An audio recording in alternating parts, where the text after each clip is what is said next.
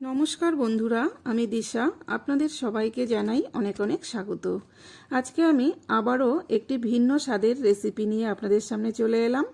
আজকে আমার রেসিপি মশলা পিঠা।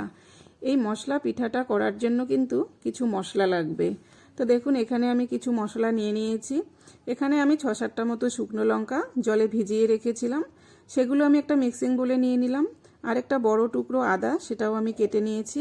আর একটা দিয়েছি এখানে পেঁয়াজ টুকরো করে। আর এখানে দিয়ে দেব 2 চামচ গোটা জিরে দিয়ে সামান্য জল দিয়ে কিন্তু এভাবে আমি একটা পেস্ট তৈরি করে নেব মশলার। এই দেখুন, ঠিক এভাবে তৈরি করে নিলাম। আর এদিকে কড়াইটা বসিয়ে দিয়েছি, দিয়ে এখানে পরিমাণ মতো জল দিয়ে দিলাম। জলটা এরকম হালকা ফুটে গেলে এর মধ্যে আমি দিয়ে দিলাম 1 চামচ নুন, 1/2 চামচ হলুদ গুঁড়ো, আর এই যে পেস্ট করে রেখেছি মশলাটা, সেখান থেকে 3 চামচ দিয়ে দেব। দিয়ে খুব ভালো করে দেখুন জলটাকে এভাবে আমি ফুটিয়ে নিলাম। মশলার সাথে এভাবে জল ফুটিয়ে নিয়ে এর মধ্যে দিয়ে দিলাম এলাচ, দারচিনি, লবঙ্গ, খুব অল্প করে দিয়েছি। আর 1 চামচ কালো জিরে, 1 চামচ গরম মশলার গুঁড়ো দিয়ে জলের সাথে মশলাটাকে খুব ভালো করে ফুটিয়ে নিতে হবে। নিয়ে এখন এই যে এদিকে চালের গুঁড়িটাকে আমি এক হাতে নিয়ে নিলাম, এভাবে অল্প অল্প করে দিচ্ছি। আর এভাবে খুন্তি দিয়ে কিন্তু এভাবে নাড়াতে থাকবো।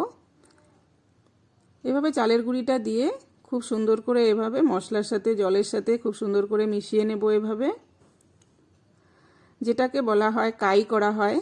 তো আমাদের গ্রামে কিন্তু এটাকে বলে কাই, আর এদিকে বলে ডো তৈরি করে নেওয়া। কিন্তু আমাদের গ্রামের দিকে সবাই কিন্তু এটাকে বলে যে চালের গুঁড়োর কাই তৈরি করে নিলাম। তো এইভাবে দেখুন সব কিছুর সাথে খুব ভালো করে চালের গুঁড়িটাকে মিশিয়ে এখন আমি এই গামলাটার মধ্যে ঢেলে নিলাম। একটু ঠান্ডা হতে দেব। তো ঠান্ডা হয়ে গেছে, এখন আমি হাতে একটু এভাবে তেল মেখে নিয়ে কিন্তু আটা ময়দার মতো করে এভাবে ঠেসে ঠেসে মেখে নেব।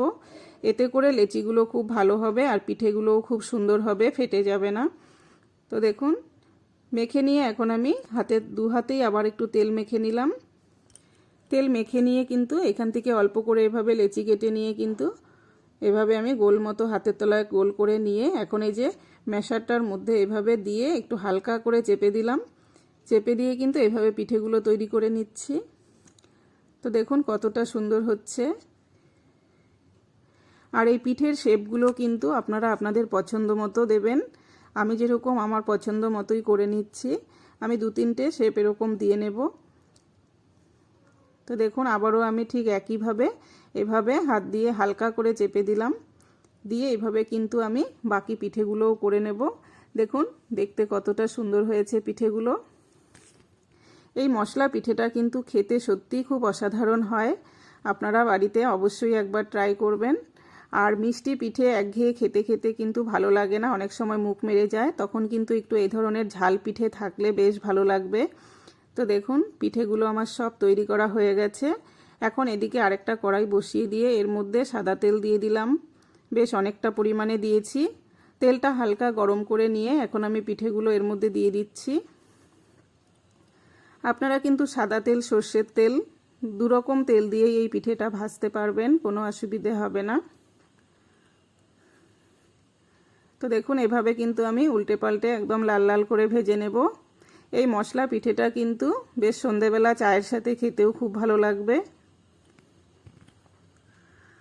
দেখুন কতটা সুন্দর হয়েছে দেখতে। তো আমার মশলা পিঠা কিন্তু একদম রেডি। তো এই রেসিপিটি আপনাদের কাছে কেমন লাগলো? যদি ভালো লেগে থাকে লাইক, কমেন্ট, শেয়ার করবেন, পেজটিকে ফলো করবেন। আর ইউটিউব থেকে যারা দেখছেন আমার চ্যানেলটিকে সাবস্ক্রাইব করে আমার সাথে থাকবেন।